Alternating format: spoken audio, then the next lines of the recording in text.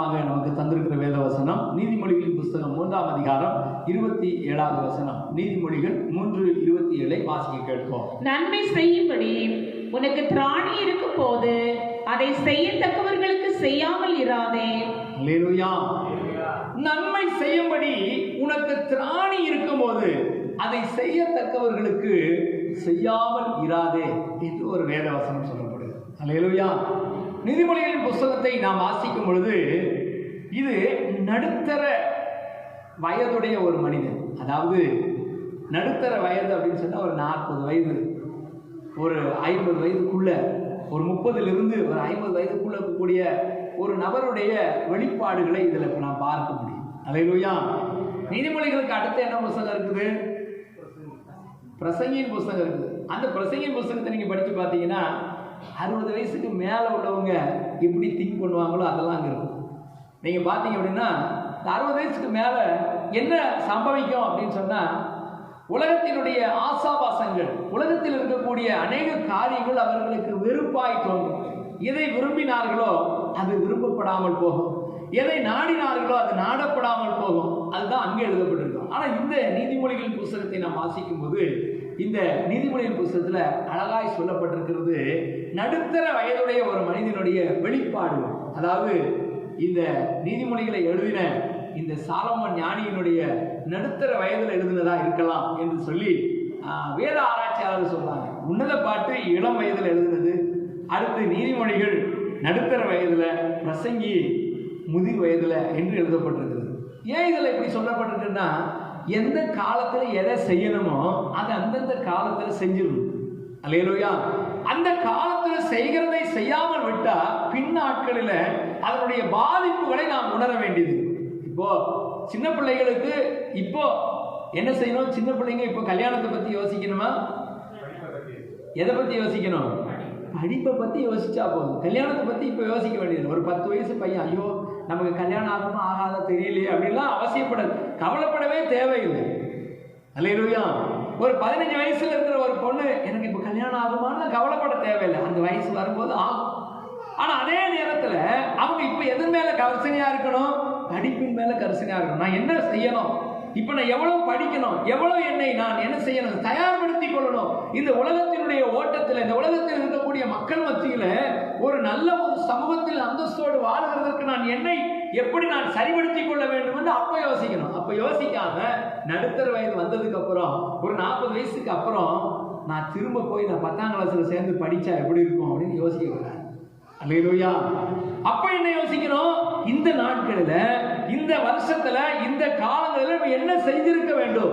முதிர் வயதுல எதெல்லாம் நமக்கு கை கொடுக்கும், முதிர் வயதுல எதெல்லாம் நமக்கு பின்னாடி வரும், எதையெல்லாம் தேவன் நமக்கு ஆசீர்வாதமாக்கி தருவார் என்று இந்த வயதுல யோசிக்கும். அப்படி யோசிக்கும் போது முதிர் வயது வரும் பொழுது, 60க்கு மேல முதிர் வயதாய் மாறும்போது, இந்த காலத்துல நம்ம போட்டு வச்ச விதை, இந்த காலத்துல நம்ம செய்து வைத்த ஆசீர்வாதங்கள், செய்து வைத்த காரியங்கள் பின்னால நம்ம என்ன செய்யுமா?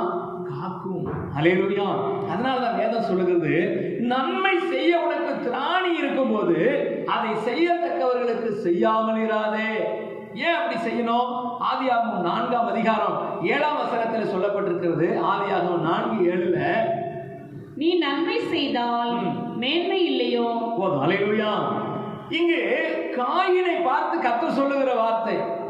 காயின் வந்து என்ன செய்யணும்? காயின் தன்னுடைய சகோதரனாகிய ஆபேலை கொலை செய்கிறான். ஆபேலை கொலை செய்யக்கூடிய முகாந்திரம் என்ன? அவனுடைய பலி அங்கீகரிக்கப்படவில்லை, ஆபேலுடைய பலி அங்கீகரிக்கப்பட்டது. அதனால ஆபேல் மேல காய்மதாரமாய் அவன் மேல கோபம் அடைந்து, அவன் ஏதாவது தப்பு பண்ணானா இந்த காயினை வந்து ஆண்டவர்கிட்ட சொல்லி கொடுத்து, ஆண்டவரே இந்த காயின் ஒருத்தர் இருக்கிறான், அவனுடைய பலியை நீங்க அங்கீகரிக்காதீங்க, அவனை இங்க சேர்த்துக்காதீங்க அப்படின்னு ஏதாவது போல் சொல்லி கொடுத்தானா? இல்ல. ஆனா அவன் மேல கோபப்படுறான்.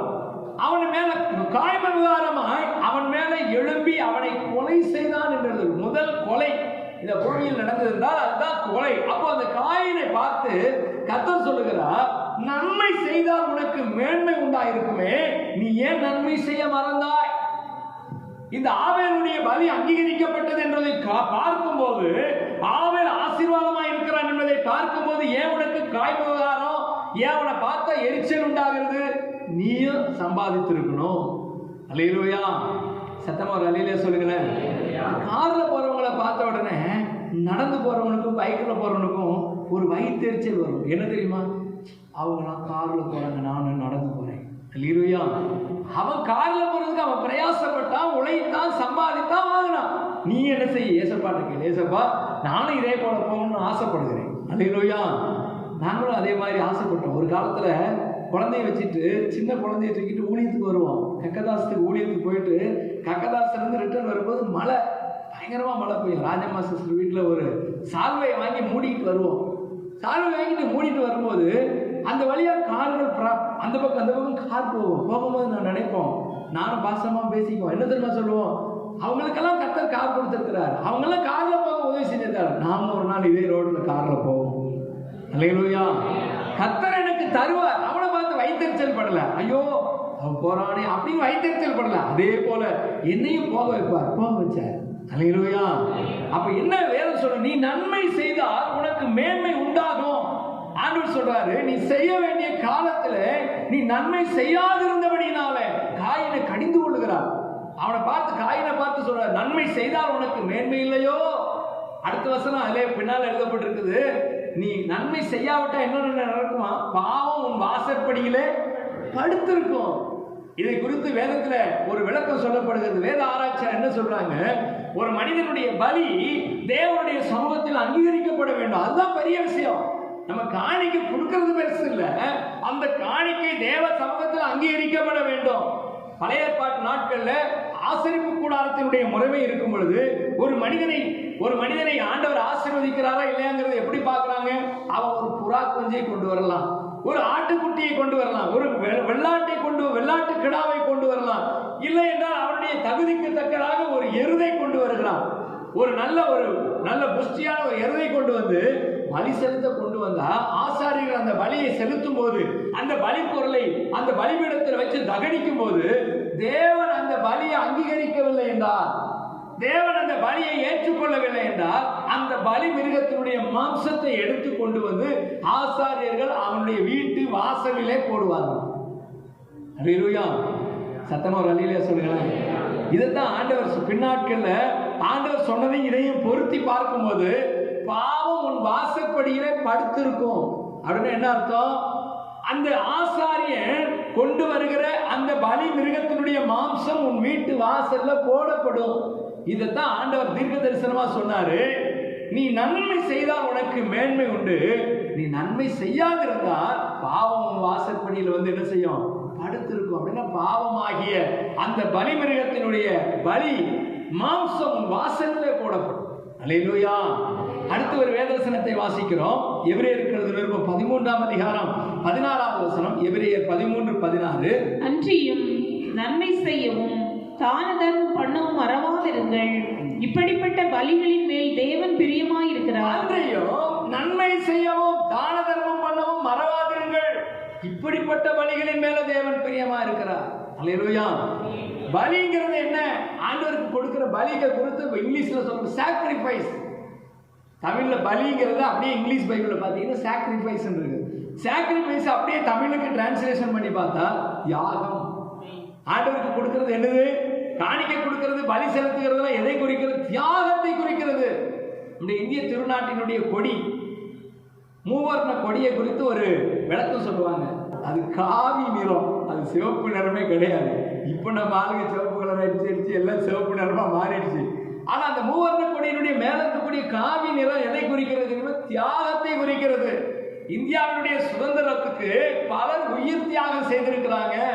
பல தியாகிகள் அதற்காக தியாகமாய் உழைத்தார்கள், அடிபட்டார்கள், மிதிபட்டார்கள். அந்த தியாகத்தை வெளிப்படுத்தும் விதமாகத்தான் மேல இருக்கக்கூடிய கலர் என்னது? காவி நிறம். அது என்ன கலரு? காவி நிறம். அதுக்கு பேர் என்ன? இல்லை சிவப்பு கலர் கிடையாது, ஆரஞ்சு கலர் கிடையாது. அந்த கலருடைய ஒரிஜினல் கலர் பேர் காவி நிறம். அது சிவப்பும் ஆரஞ்சும் மிக்ஸ் ஆன ஒரு கலர். அது ஒரு மாதிரி டிம்மா இருக்கும். அதான் ஒரிஜினலான கலர். நம்ம ஆளுங்க என்ன செஞ்சுட்டு சிவப்பு கலராக வைக்கிட்டாங்க. அல்லேலூயா. அப்ப அந்த காவி நிறம் என்ன குறித்து? சாக்ரிஃபைஸ், தியாகத்தை குறிக்கிறது. அப்ப இந்தியாவுடைய சுதந்திரத்திற்காக பல தியாகிகள் தியாகம் பண்ணாங்க. தங்களுடைய பொருளாதாரத்தை தியாகம் பண்ணினாங்க, பலர் தங்களுடைய சொத்துக்களை தியாகம் பண்ணாங்க, தங்களுடைய உயிரை தியாகம் பண்ணாங்க, குடும்பத்தை தியாகம் பண்ணாங்க. இதை விளக்குகிறதற்காக, இதை வெளிக்காட்டுகிறதற்காக காவி நிறத்தை வச்சிருக்கிறாங்க. ஆனா வேதம் என்ன சொல்கிறது பாருங்க, இப்படிப்பட்ட தியாகத்தின் மேல, பலிகளின் மேல தேவன் பிரியமா இருக்கிறார். அல்லேலூயா. நீங்க நன்மை செய்யவும் தான தர்மம் செய்யவும் மறவாதிருங்கள். இப்படி நன்மை செய்யவும் தான தர்மம் செய்யும் போது இந்த பலிகளின் மேல தேவன் பிரியமா இருக்கிறார். யாக்கோபுக்கு எழுதின நிருபம், யாக்கோபு எழுதின பொதுவான நிருபம் 4ஆம் அதிகாரம் 17ஆம் வசனத்திலே வாசிக்கிறோம். யாக்கோபு 4:17 வாசிக்கும் பொழுது, ஆதலால் ஒருவன் நன்மை செய்ய அறியாதவனாய் இருந்தும் அதை செய்யாமற் போனால் அது அவனுக்கு பாவமாய் இருக்கும். அல்லேலூயா. ஒருவன் நன்மை செய்ய அறிந்தவனாய் இருந்தும், நன்மை செய்ய எனக்கு தெரியும், ஆனா அதை செய்யாமல் போனா அது எப்படிப்பட்டதா இருக்குமா? பாவமா இருக்கும். அப்போ எனக்கு நன்மை செய்ய தெரியும். பாருங்க, பேங்க்ல போய் நிற்கும் போது பேங்க்ல நம்ம வேகமா எழுதிக்கிட்டு இருப்போம், செல்லான் நிரப்பிக்கிட்டு இருப்போம். வேகமா நிரப்பி லைன்ல இன்னும் 2 பேர் தான் நிற்கிறாங்க, 3ஆவதா போய் நம்ம நிறுவனம்னு சொல்லி எழுதிக்கிட்டு இருக்கும்போது எனக்கு பேங்க் செல்லான் நிரப்புறதுக்கு நல்லா தெரியும். அந்த பக்கத்துல வந்து ஒரு வயசான பாட்டியம்மா, சாமி எனக்கு இதை நிரப்பி கொடுத்துரு அப்படின்னு கேட்கும்போது நம்முடைய மனம் என்ன சொல்லும் தெரியுமா? போமா, அங்கே போய் நீ நிரப்பிக்க. என்னடா இது வாயை கொடுத்து மாட்டிக்கிட்டோம் இல்லைங்களா? ஒழுங்கா ஸ்கூலில் உங்கள் அப்பா படிக்க வைக்கும்போது ஒழுங்கா இங்கிலீஷ் படிச்சுருந்தா அந்த பிரச்சனை வருமா? நான் சின்ன வயசுலேயே எழுதுவேன். அல்லேலூயா. நான் 6ஆம் கிளாஸ் படிக்கும்போதே பேங்க்கு போவேன். ஆமாம், 6ஆம் கிளாஸ் படிக்கிற நேரத்துலேயே பேங்க்கில் போய் செல்லான் நிரப்பெல்லாம் பழகிட்டேன். அதனால் சின்ன வயசுலேருந்து எனக்கு பேங்க் செல்லான் நிரப்புறது, இந்த போஸ்ட் ஆஃபீஸில் போய் பணம் போடுறது, பணம் எடுக்கிறது, இந்த மாதிரியான வேலைகள்லாம் தெரியும். அதனால் நான் என்ன செய்வேன், இன்னைக்கும், அன்னைக்கு செஞ்சேன்னு சொல்லலை, இன்னைக்கும் பேங்க்கில் என்கிட்ட வந்து கேட்குற எல்லாருக்கும் நான் நிரப்பி கொடுத்துட்டு தான் போய் லைன் அடிக்கிறேன். அல்லேலூயா. இது வரைக்கும் அதனால எனக்கு சில நஷ்டங்கள் ஏற்பட்டிருக்கலாம். டைம் ஆயிடுச்சு, ஒரு நாளில் நான் பேங்க்கில் ஒருத்தருக்கு செல்லான் நிரப்பி கொடுத்துட்டு போய் லைன் அடிக்கிறேன், க்ளோஸ்ன்னு தூக்கி போட வைக்கிறான். அது யார் மேலேங்க தப்பு? நான் நிரப்பி கொடுத்தது என் தப்பா? ஆனால் க்ளோஸ் ஆனாலும் பரவாயில்ல, அடுத்த நாள் போய் பணம் கட்டினேன். ஏன் தெரியுமா நான் சொல்றேன்? அந்த நன்மை செய்கிறதற்கு நமக்கு திராணி இருக்கும்போது, நன்மை செய்ய நாம் அறிந்தவனா இருந்தோம், அதை செய்யத்தக்கவர்களுக்கு செய்யாமல் போனா அது நமக்கு எப்படியா இருக்குமா? பாவமா இருக்கும். ஆண்டவர் எப்படி சொல்றாரு? நான் பசியா இருந்தேன், எனக்கு நீ போஜனம் கொடுக்கவில்லை. நான் தாகமா இருந்தேன், எனக்கு நீ குடிக்கிறதற்கு பானம் கொடுக்கவில்லை. நான் குளிரா இருந்தேன், என் குளிர் போகிறதற்கு நீ வஸ்திரம் கொடுக்கவில்லை. உடனே ஆண்டவர் கேட்கிறாங்க, எப்பொழுது ஆண்டவரே நீ பசியா இருந்தேன்? உண்மை பசியா இருக்க எப்போ நாங்கள் விட்டோம் அப்படின்னு சொல்லும் போது, இந்த சிறியரில் ஒருவருக்கு நீங்கள் எதை செய்கிறீர்களோ அதை எனக்கே செய்தீர்கள். அல்லேலூயா. ஒரு ஊழியத்தின் நிமித்தம், அவருடைய ராஜ்யத்தின் நிமித்தம், அவருடைய ஊழியத்தின் நிமித்தம் ஒருவன் பசியா இருந்தான். ஒரு ஊழியக்காரரு ஊழியத்துக்கு போயிட்டு பசியா உங்க வீட்டுக்கு வராரு, அவர் பசியா ரிட்டர்ன் போறாருன்னா அது உங்களுக்கு பாவம். அல்லேலூயா. என்னை மட்டும் இல்லை, உங்க வீட்டுக்கு வருகிற எந்த ஊழியக்காரராக இருந்தாலும், உங்க வீட்டுக்கு ஊழியத்தின் நிமித்தம் வருகிறாங்க. ஏன் ஊழியக்காரங்க உங்க வீட்டுக்கு வந்தா டீ போட்டு கொடுக்கணும்னு இந்த சட்டத்தை யார் கொண்டு வந்தது? இந்தியன் பீனல் கோட்ல ஏதாவது சட்டம் இருக்குதா ஊழியக்காரர் வந்தா டீ போட்டு கொடுக்கணும்ட்டு? அது ஆரம்ப நாட்கள்ல ஊழியத்துக்கு வருகிறவர்கள் பசியா தான் வந்தாங்க, தாகமா தான் வந்தாங்க. ஏன் அப்படின்னு சொன்னா, வெளிநாட்டில இருந்து ஊழியத்துக்கு வந்த மிஷனரிகள் குடும்பமா வரல.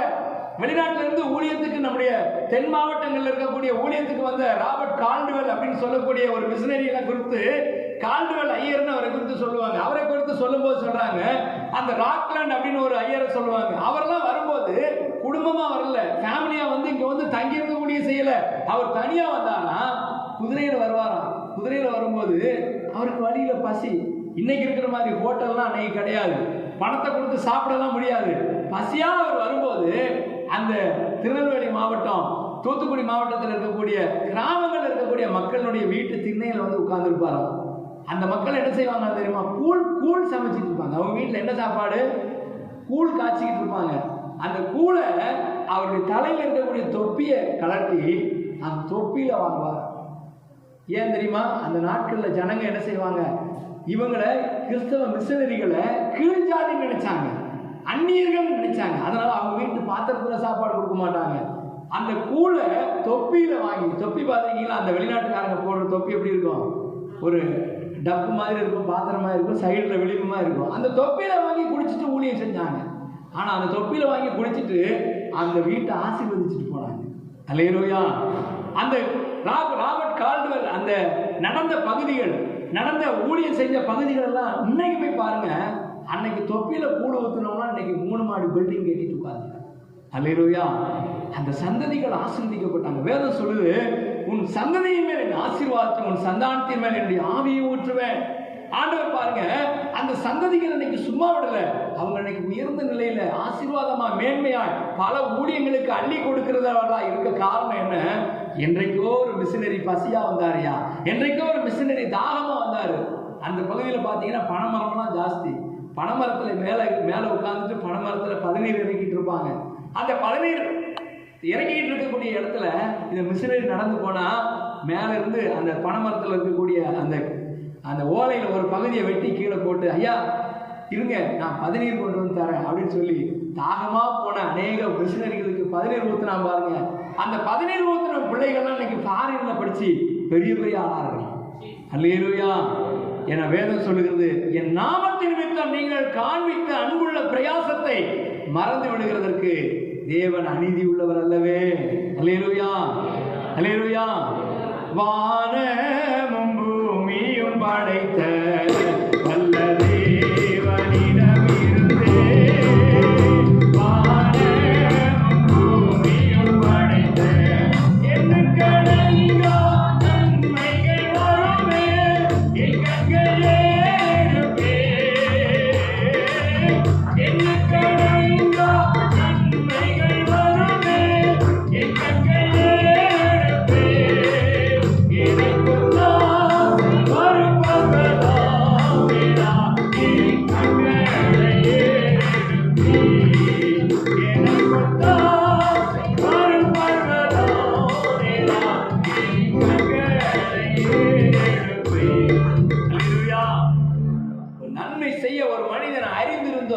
அதை செய்யாமல் இருந்தால் அது பாவம்.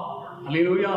அடுத்த ஒரு வேதவசனத்தை வாசிக்கிறோம். எரேமியா தீர்க்கதரிசன புஸ்தகம் 4ஆம் அதிகாரம் 22ஆம் வசனத்துல, எரேமியா 4:22 வாசிக்கிறோம். என் ஜனங்களோ மதியற்றவர்கள், என்னை அவர்கள் அறியாதிருக்கிறார்கள். அவர்கள் பைத்தியமுள்ள பிள்ளைகள், அவர்களுக்கு உணர்வே இல்லை.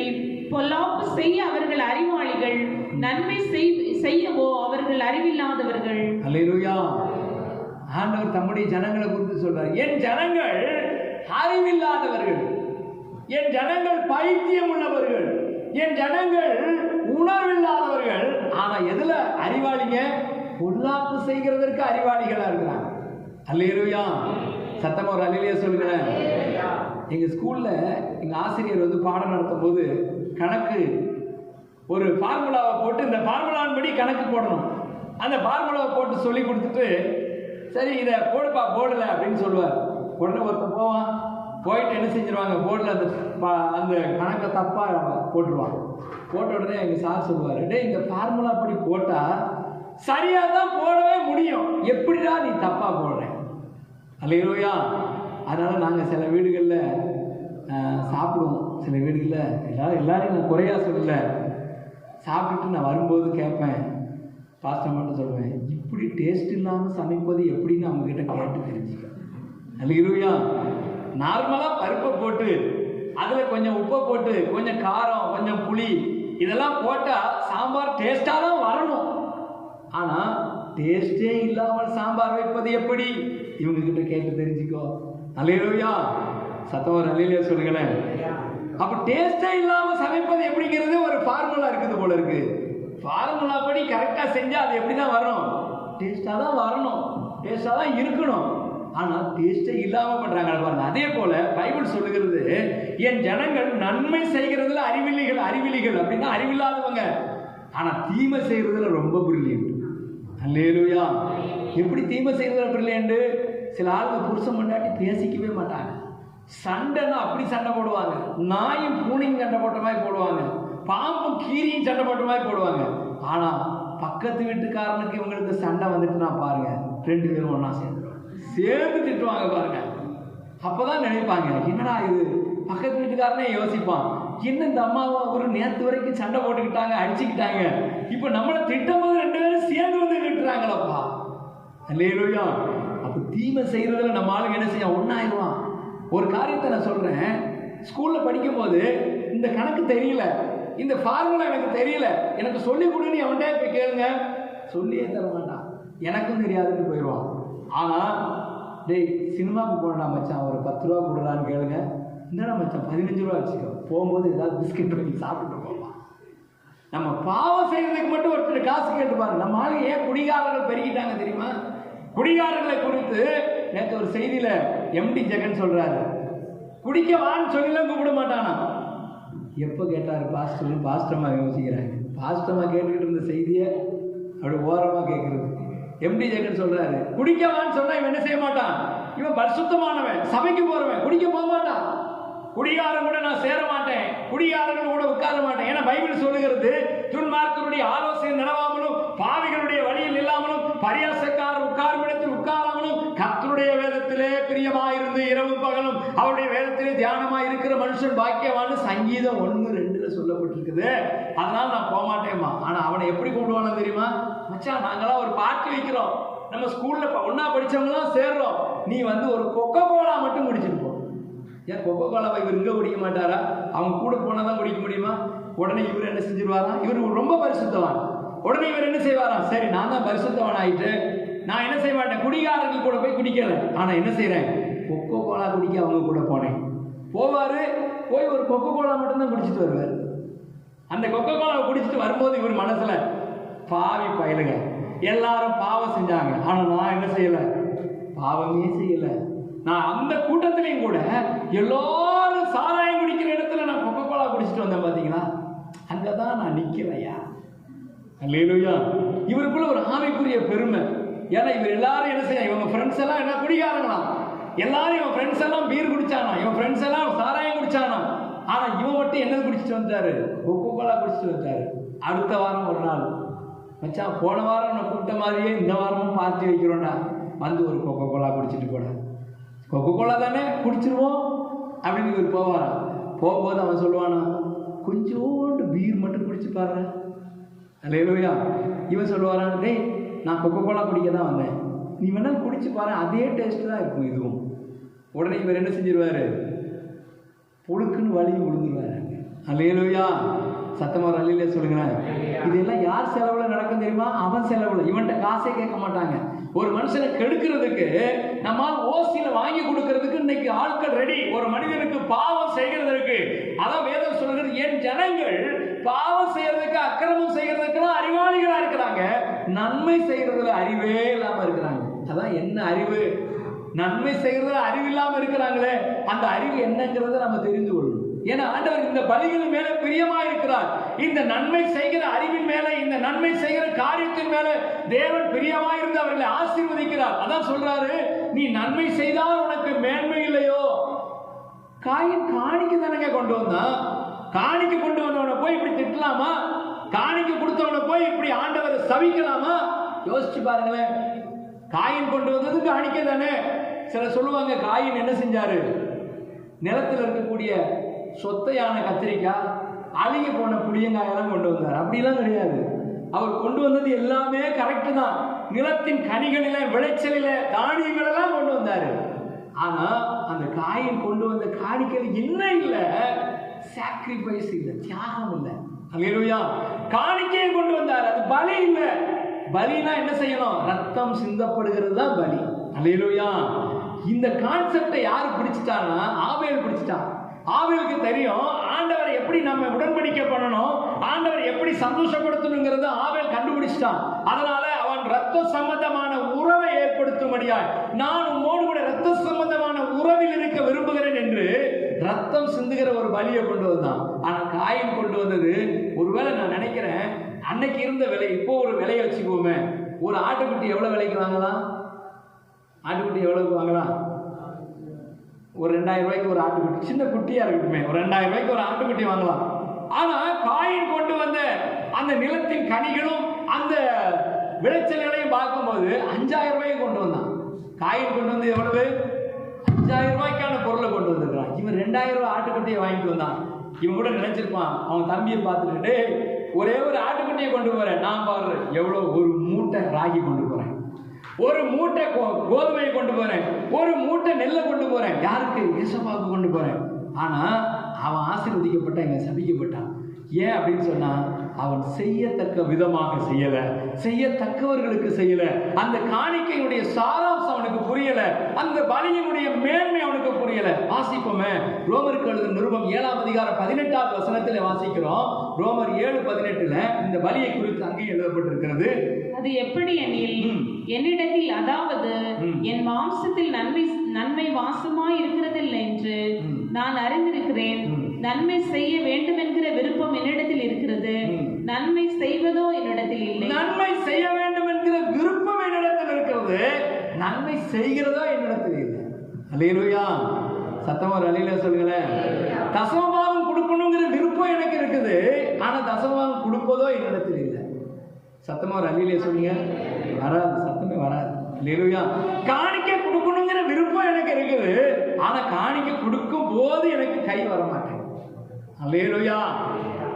ஏன்னா நன்மை செய்கிறதுக்கான விருப்பம் எனக்குள்ள வருது. நன்மை செய்கிறதான விருப்பம் இருக்கிறதுனாலதான் அந்த நன்மை செய்கிறேன்னு விரும்புறேன். ஆனா நான் விரும்புகிறதை செய்யாம விரும்பாததை செய்யும்படி ஒரு பிரமாணம் எனக்குள்ள போராடுது. அப்போஸ்தலனாகிய பவுல் சொல்லுகிறாரு, நான் விரும்பினதை செய்யாதபடி விரும்பாததை செய்யும்படிக்கு ஒரு பாவ பிரமாணம் எனக்குள்ளே போராடுகிறதை நான் காண்கிறேன். விரும்பினது என்னது? பவுல் அப்போஸ்தலன் சொல்றார், நான் விரும்பினது இயேசுவோடு கூட இருக்க விரும்புகிறேன், கர்த்தரோடு கூட இசைந்து இருக்க விரும்புகிறேன், அவருக்கு பிரியமாய் வாழ விரும்புகிறேன். ஆனா அவருக்கு பிரியமாய் வாழாதபடிக்கு எனக்குள்ள இருந்து யாரோ பேசுகிறார்கள். சத்தமா ஒரு அல்லேலூயா சொல்லுங்களேன். காலையில ஃபர்ஸ்ட் சர்வீஸுக்கு வரணும், சீக்கிரமா எழுப்பி குளிச்சு ரெடியாகி வரணும்னு சொல்லி எனக்குள்ள ஒரு விருப்பம் இருக்குது. ஆனா உள்ள இருந்துகிட்டு ஒரு ஆவி சொல்லுது, இன்னைக்கு ஒரு நாள் நீ சர்ச்சுக்கு போகாட்டி என்ன? சொல்லுதா சொல்லலையா? சொல்லுதுன்னு சொல்றவங்க ஒரு அல்லேலூயா சொல்லுங்களேன். நீங்க இல்ல, 2வது ஆராதனைக்கு வர்றவங்க நான் கேட்க போறேன் இந்த கேள்வியை. எனக்குள்ள பஸ் சர்வீஸுக்கு காலையில வந்து இந்த குளிர்னாலும் பரவாயில்ல, வந்து தேவ சமூகத்தில் ஆண்டவரை ஆராதிக்கணும், கர்த்தரை தொழுது கொள்ளணும், அவருடைய வார்த்தையை கேட்கணும், அவருக்கு காணிக்கை கொடுக்கணுங்கிற எண்ணமெல்லாம் எனக்குள்ள இருக்குது. ஆனா அந்த காலையில 5 மணிக்கு அலாரம் அடிக்கும் போது அந்த அலாரத்துக்கு மேலேயே ஒரு அடி அடிச்சு அதை ஆஃப் பண்ணிட்டு தூங்குன்னு ஒரு ஆவி சொல்லுது. சொல்லுதா சொல்லலையா? அல்லேலூயா. காலையில கூகுள் மீட்ல 6 மணிக்கு கூகுள் மீட்ல இணைந்து ஜெபிக்கணும்னு சொல்லி எனக்குள்ள ஆவியானவர் ஒரு உந்துதலை ஏற்படுத்தி கொண்டிருக்கிறார். காலையில நாளைக்கு காலையில் என்ன ஆனாலும் பரவாயில்ல, கூகுள் மீட்ல ஜெபிச்சே ஆகணும். ஆனா நான் முழிச்சு பார்க்கும்போது 8 மணி ஆயிடுச்சு. அல்லேலூயா. ஆகுதா ஆகலையா? ஏதோ ஒன்று உள்ள இருக்குது, ஏதோ ஒரு ஆவி உள்ள போராடுது. ஒரு எதிர்ப்பின் பிரமாணத்தை நமக்குள்ள காண்கிறோம், எதிர்ப்பின் ஆவி நமக்குள்ள இருக்கிறதை நாம் உணரணும். அதனாலதான் வேதம் சொல்லுகிறது, அதெப்படியில் என்னிடத்தில் அதாவது என் மாம்சத்தில் நன்மை வாசமா இருக்கிறதில்லை என்று நான் அறிந்திருக்கிறேன். என் மாம்சத்துக்குள்ள நன்மை வாசமா இருக்கிறதில்லை என்று அறிந்திருக்கிறேன். நன்மை செய்ய வேண்டும் என்ற விருப்பம் எனக்குள்ள இருந்தாலும் அதை செய்யாம இருக்கிறேன்னா என் மாம்சம் என்ன சொல்லுது? அதை செய்யாத. அல்லேலூயா. கூகுள் மீட் பிரேயர்ல ஜெபிக்காத. நீ ஜெபிச்சு உனக்கு என்ன கிடைச்சதுன்னு எனக்குள்ள ஒரு ஆவி போராடுகிறது. அல்லேலூயா. சத்தமா ஒரு அல்லேலூயா சொல்லுங்களேன். அப்ப இதெல்லாம் நம்ம புரிந்து கொள்ளணும். ஏன் அப்படின்னு சொன்னா, நன்மை செய்யணும்னு நம்ம விரும்புறோம். நன்மை செய்யணும்னு நம்ம விரும்பினாலும் நம்முடைய மாம்சம் சொல்லுகிறது நீ செய்யாத. ஜெபம் பண்ணணும்னு நம்ம விரும்புகிறோம், ஆனா நம்முடைய மாம்சம் சொல்றது ஜெபம் பண்ணாத. காலையில எழும்பணும்னு சொல்லி நம்முடைய விருப்பம் இருக்குது, ஆனா அந்த மாம்சம் சொல்லுது எழும்பாத. காணிக்கை கொடுக்கணுங்கிறத விருப்பம் சொல்லுது, ஆனா நம்முடைய மாம்சம் சொல்லுது கொடுக்காத. இதைத்தான் இங்க ரோமருக்கு எழுதும்போது சொல்றாரு, எனக்குள்ள நன்மை வாசமா இருக்கவில்லை என்பதை நான் அறிந்திருக்கிறேன். எனக்குள்ள நன்மை வாசமா இருக்கவில்லை, நன்மை உள்ள தங்கி இருக்கவில்லை. ஏனென்றால் என்னுடைய விருப்பத்துக்கு எதிராக ஒரு பாவ பிரமாணம் போராடி கொண்டிருக்கிறது. அல்லேலூயா. சத்தமா அல்லேலூயா சொல்லுங்களேன். அப்ப நம்ம நல்லா புரிஞ்சுக்கணும், வேதம் சொல்லுகிற இந்த நன்மை செய்தலை நான் விட்டு விடாத இருக்கணும். அல்லேலூயா. யாருக்கு செய்யணும்? இதுதான் கவனிக்க வேண்டிய விஷயம். இப்போ காயினு காணிக்கை கொண்டு வந்தான், ஆவேலும் காணிக்கை கொண்டு வந்தான். ஆவேலுடைய காணிக்கை அங்கீகரித்தா காயினுடைய காணிக்கை அங்கீகரிக்கப்படாமல் போயிடுச்சு. ஆனா காயினுடைய காணிக்கை அங்கீகரிக்கப்பட்டிருக்க வேண்டும். நியாயமாய் காயினையும் கர்த்தர் சமமாய் நடத்தி இருக்க வேண்டும். நம்முடைய பார்வையில, உலகத்தின் பார்வையில ஏன் இந்த ஓர வஞ்சனை பண்ணாரு? ஏன் ஒரு கண்ணுல வெண்ணையும் ஒரு கண்ணுல சுண்ணாம்பையும் வச்சீங்கன்னு கேட்பாங்க. 2 பிள்ளைகள் இருந்தா 2 பிள்ளையும் நம்ம எப்படி பார்க்கணும்? ஈக்குவலா பார்க்கணும். அது ஆம்பளை பிள்ளையா இருந்தாலும் சரி, பொம்பளை பிள்ளையா இருந்தாலும் சரி. சில வீடுகளை பார்த்தீங்கன்னா ஆம்பளை பிள்ளைக்கு கொம்பு, பொம்பளை பிள்ளைக்கு கொம்பு இல்லை. அதனால என்ன செய்வாங்க, ஆம்பளை பிள்ளைக்கு ஒரு நியாயம் அப்படியெல்லாம் செய்யக்கூடாது. பைபிள் சொல்லுகிறது எல்லாரும் ஈக்குவலா பாருங்க, சமமா நடத்துங்க. 2 பிள்ளைகள் இருந்தா சமமாய் நேசிங்க, சமமாய் அவர்களை நடத்துங்க. அந்த பிள்ளைகள் பிற்காலத்தில் ஆசீர்வாதமா இருப்பாங்க. அல்லேலூயா.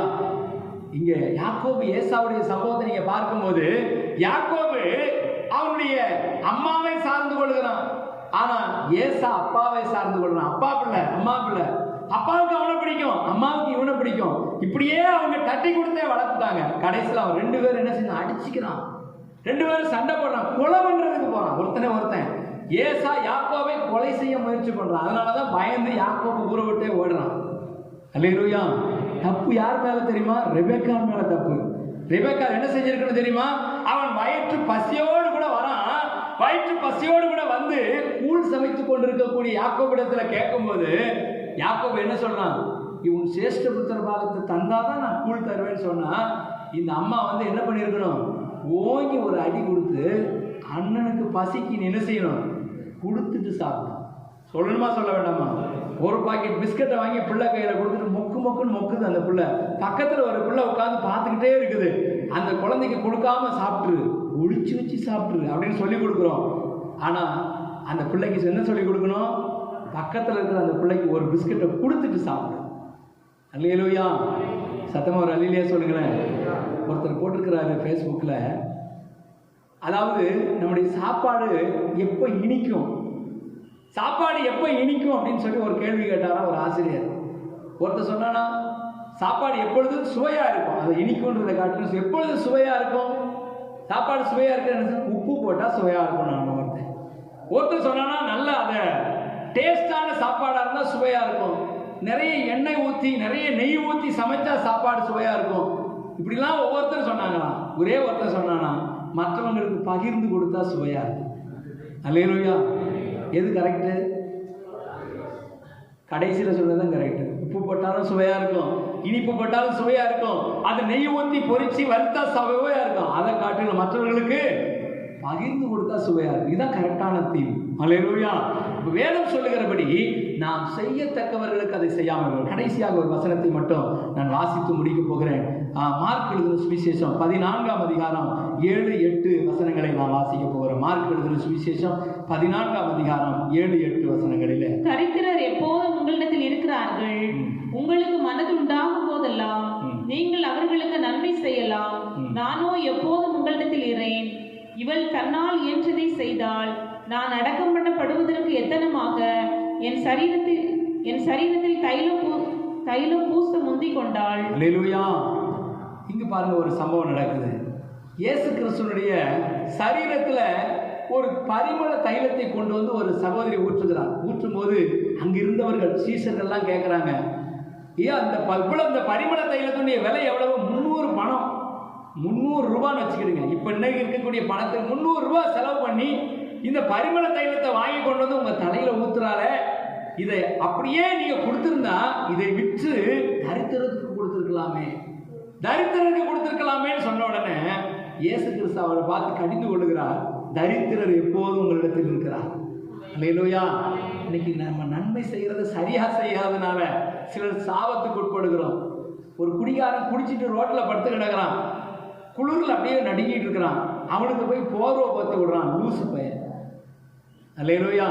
கேட்டா நான் ஏழைகளுக்கு போர்வை போத்தினேன். அவன் குடிச்சிட்டு வீட்டில் படுக்க முடியாம, மனைவியை கவனிக்காம, குடும்பத்தை கவனிக்காம, குடும்பத்தோடு கூட ஒன்றி இருக்க தெரியாம அவன் வெளியில வந்து ரோட்ல படுத்து கிடந்து குளிர்ல கிடக்குறான்.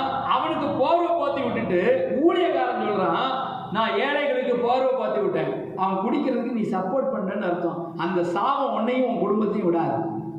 அல்லேலூயா. உங்களுடைய பணம் எங்க போகுது, உங்களுடைய காணிக்கை எங்க போகுது, உங்களுடைய நன்மை எங்க போகுதுங்கிறத கவனிச்சு செய்யணும். அதனாலதான் நீங்கள் செய்யத்தக்கவர்களுக்கு செய்யாமல் இராதே அப்படின்னு என்ன அர்த்தம்? செய்யத்தக்கவர்கள்ங்கிற வார்த்தையை ஆண்டவர் ஏன் அதுல போட்டிருக்கிறாருன்னா, நம்முடைய ஊழியத்துக்கும் ஊழிய சம்பந்தமான காரியங்களுக்கும் நம்முடைய பணம் வச்சா அது ஆசீர்வாதம். ஆனா அதே இதுக்கு சாபத்துக்கு சிலர் பாத்தீங்கன்னா விக்கிரக கோயிலுக்கு போகும்போது வந்து வாசல் நின்று பிச்சை எடுப்பான். நம்மளால என்ன செஞ்சிருது, போனா போகுது பாவமோட இருக்குது அப்படின்னு சொல்லிட்டு அவனுக்கு ஒரு 10 ரூபாயை போடுறது. அது சாபம். அவன் கொண்டு போய் அந்த பணத்தை என்ன செய்யறான், விக்கிரக கோயிலில் கொண்டு போய் உண்டியல்ல போடுறான். உனக்கு அது சாபம், குடும்பத்துக்கு சாபம். உன்னுடைய பணத்தினாலே நீ சாபத்தை வாங்குகிறாய். அப்ப நம்ம செய்யற நன்மையை சரியான நபருக்கு செய்யணும், சரியான இடத்துக்கு செய்யணும் அப்படின்னு சொன்னா அதுக்கு பின்னாடி பேக்ரவுண்ட்ல ஒரு ஊழியம் இருக்கணும். அல்லேலூயா. சிலர் சொல்றாங்க, நான் வந்து ஒரு கிராமத்துக்கு போனேன், அந்த கிராமத்தில் இருக்கக்கூடிய எல்லாருக்கும் நான் சாப்பாடு போட்டேன். சாப்பாடு போட்டீங்க சார், எத்தனை பேர் ரட்சிக்கப்பட்டாங்க? அல்லேலூயா. நீ சாப்பாடு போட்டதுல எத்தனை பேர் இயேசுவை ஏற்றுக்கொண்டாங்க? வருஷம் நாங்கள் கிராமத்துக்கு போகிறோம், கிராமத்தில் சுவிசேஷத்தை அறிவித்தோம், அங்கே எல்லாருக்கும் பிரியாணி போட்டோம். அடுத்த வருஷம் அதே கிராமத்துக்கு போனோம், அதே கிராமத்தில் சுவிசேஷத்தை அறிவித்தோம், அதே கிராமத்தில் சாப்பாடு போட்டோம். அடுத்த வருஷம் அதே கிராமத்துக்கு போனோம், அதே கிராமத்தில் சுவிசேஷம். எத்தனை வருஷம் சார் போடுவீங்க? இது சாபம். நல்லா புரிந்து கொள்ளணும். அல்லேலூயா. சாப்பாடு போடுங்க, வேண்டான்னு சொல்லல. ஆனா அதே நேரத்தில் அதுல பின்னால என்ன நடக்குதுங்கிற பாருங்க. சுவிசேஷத்து நிமித்தம், ஊழியத்து நிமித்தம் நீ ஒரு கலம் தண்ணீர் கொடுத்தாலும், அந்த வசனத்தையும் வாசிச்சிருவோமே. கடைசியாக மத்தேயு சுவிசேஷம் 10ஆம் அதிகாரம் 42வது வசனத்துல ஆண்டவர் சொல்றாரு பாருங்க.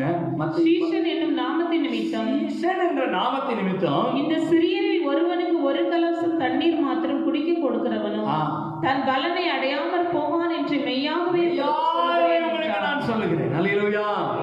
அப்போ சீஷன் என்ற நாமத்தின் நிமித்தம், ஊழியம் என்ற ஒரு பெயரின் நிமித்தம், ஊழியக்காரன் என்ற நாமத்தின் நிமித்தம், சுவிசேஷம் அறிவித்தல் என்கிற நாமத்தின் நிமித்தம் நீ கொடுக்கிற ஒரு கலம் தண்ணீர் கூட உனக்கு பலனை கொண்டு வரும். அல்லேலூயா. இன்னைக்கு அநேகர் ஆசீர்வதிக்கப்படாம போறதுக்கு காரணம், சிலர் என்ன பண்ணுவாங்க தெரியுமா? தசமபாகத்தை எடுத்து வச்சுக்கிறது. எனக்கு தெரியும் ஒரு குடும்பம், சிஎஸ்ஐக்கு போற ஒரு குடும்பம் பக்கத்துல தான் இருக்காங்க. அந்த குடும்பத்துல தசமபாகத்தை எடுத்து ஒரு டப்பால 100 ரூபாயா மாத்தி போட்டுக்கிறது. வர்ற ஊழியக்காரருக்கெல்லாம் அவங்க வீட்டுல வந்து அவங்க ஊழியக்காரர் ஜெபம் பண்ணுவாரு. எல்லா ஊழியக்காரரும் ஜெபம் பண்ணா 100 ரூபா அவருக்கு காணிக்க. பிச்சையா போடுற நீ? தசமபாகத்தை எடுத்து பிச்சை போடுறதுக்கு உனக்கு அதிகாரம் கொடுத்தது யார்? தசமபாகம் யாருக்குரியது? தண்டகசாலையில வந்து சேரணும். கர்த்தருடைய ஊழியத்துக்கு, சபைக்கு நீ திரப்பமும் திராட்சரசமும் குடிக்கிற சபையில வந்து தசமபாகத்தை போடு. மற்ற காணிக்கையை நீ நன்மை செய்றியா, சுவிசேஷம் அறிவிக்கிறியா, ஊழியம் செய்றியா, ஆத்மாக்களுக்கு மற்றவர்களுக்கு ஏழைகளுக்கு கொடுக்கிறியா, மற்ற காணிக்கையை கொடு. தசமபாகத்தை எடுத்து கொடுக்க உனக்கு கொடுத்த அதிகாரம் கொடுத்தது யார்?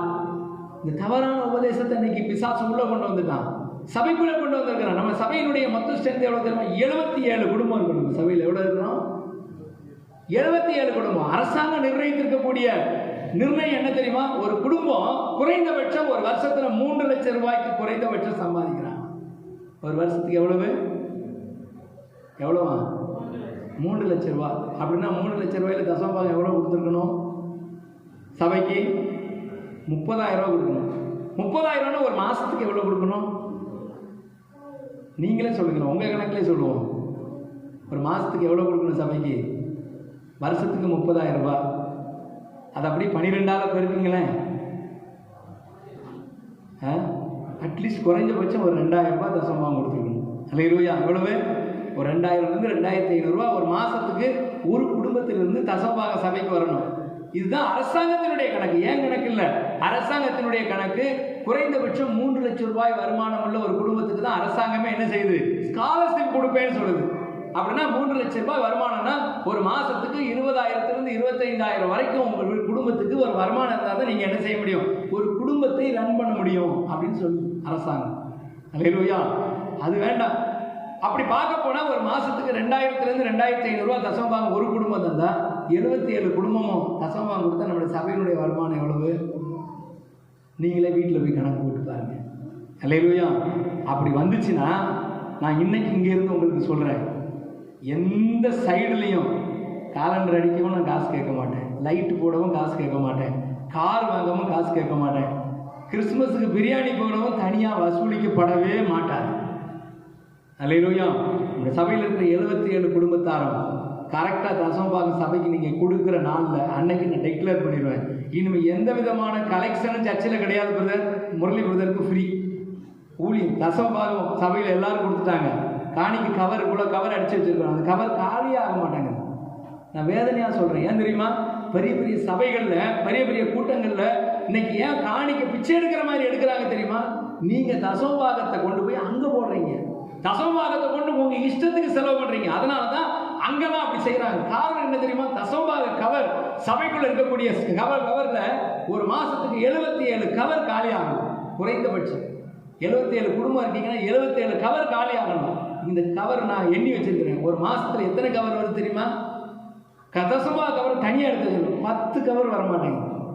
கையில் கொடுக்கறது வேற. சிலர் என்ன செய்யறாங்க, கையில் கொண்டு வந்து தசமாகும். நேற்று கூட தம்பி கொண்டு வந்து தசமாகும் வச்சுக்கோங்க பாஸ்டர் கையில் கொடுக்குறது, அது வேற. கவரில் 77 கவர் ஒரு மாசத்துக்கு காலி ஆகணும். இந்த கவர் அடிச்சு 3 வருஷம் ஆச்சு. 3 வருஷமா கவர் காலி ஆகலை, அப்படியே இருக்குது. இன்னும் உள்ள ஒரு கெட்டு இருக்குது. வீட்டில் 2-3 பாக்ஸ் இருக்குது. தசமா கவர் காலி ஆக மாட்டேங்குது. என்ன தெரியுமா? நம்ம மக்களுக்கு அந்த நிர்விசாரம். கொஞ்சம் நேரம் ஆனாலும் உங்களுக்கு விஷயத்தை சொல்லிடணும். நீங்கள் சபிக்கப்பட்டவர். பைபிளில் சொல்லப்படுது, என் ஜனங்களோ அறிவில்லாம இருக்கிறாங்க, என் ஜனங்களோ புத்திசாலியா இருக்கிறாங்க. எதுல? தீமை செய்யறதுல. நன்மை செய்யறதுல அவங்க அறிவில்லாம இருக்கிறாங்க. இதை சொல்லி கொடுன்னு சொன்னார் ஆண்டவர். அதனால உங்களுக்கு நான் சொல்லி கொடுக்குறேன். எனவே தசமபாகத்தை கர்த்தருடைய சபைக்கு கொடுக்கணும். நன்மை செய்யறதை நீங்க சோர்ந்து போகாம மற்றவர்களுக்கு, ஏழைகளுக்கு உதவி செய்யணும். அதையும் செய்யணும், இதையும் செய்யணும். இதையும் விட்டு விடக்கூடாது, அதையும் விடக்கூடாது. இதை எடுத்து அங்க செய்யக்கூடாது, அதை எடுத்து இங்க செய்யக்கூடாது. அல்லேலூயா.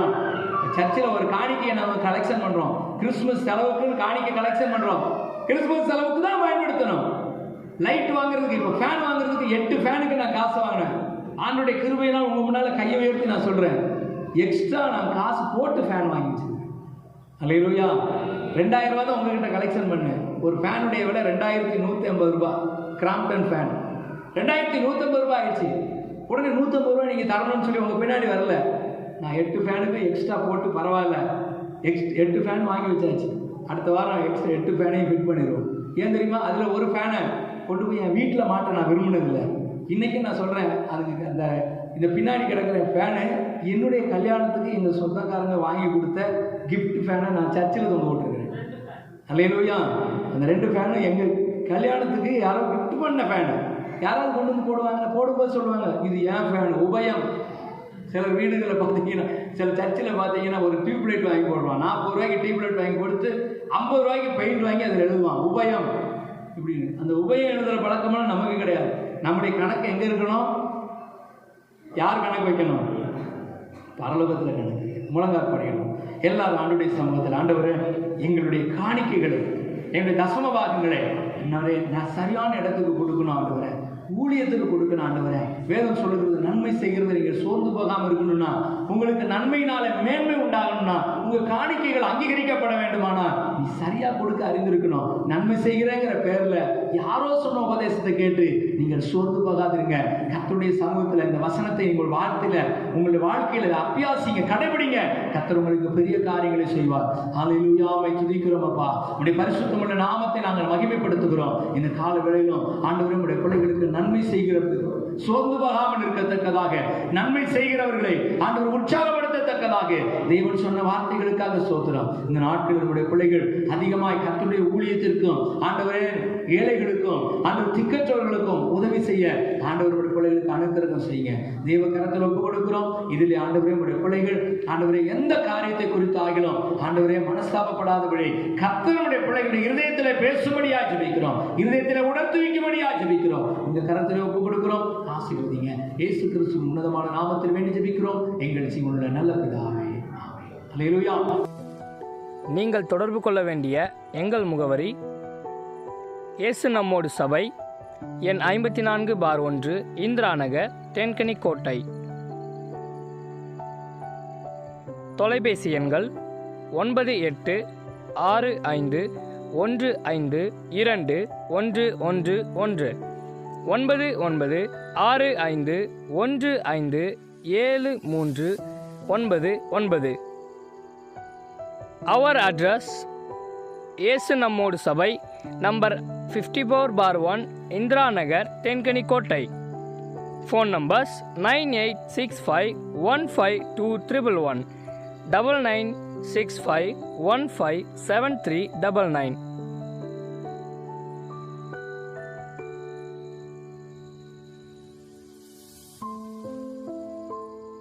இயேசு கிறிஸ்து உங்களை ஆசீர்வதிப்பாராக. ஆமென்.